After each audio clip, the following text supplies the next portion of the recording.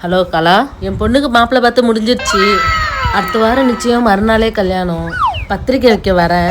ஐயோ கல்யாணமா?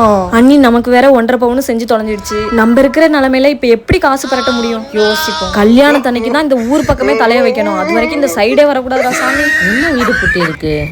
கேட்ட வேண்டியதான். ஃபோன் பண்ணி பார்ப்போம்.